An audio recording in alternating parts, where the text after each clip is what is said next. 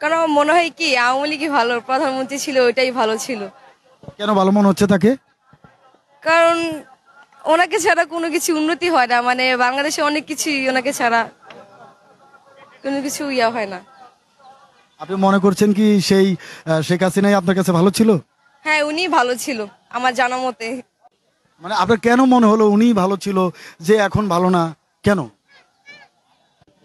উনি দেশে অনেক উন্নয়ন করেছে এবং অনেক ভালো উন্নতি করছে, যেমন মেট্রো রেল, এগুলো তো মানুষ জনগণের জন্যই করছে।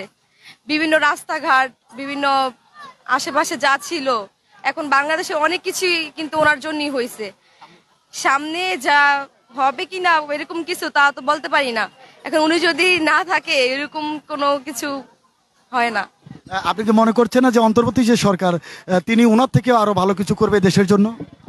যাই না, কিন্তু আমার মনে হয় প্রধানমন্ত্রী শেখ হাসিনাই ভালো। উনি একটু মিসিং হয়ে গেছে বাংলাদেশে, এন্ড উনি ছাড়া কিন্তু কোনো কিছুই আনন্দ হয় না।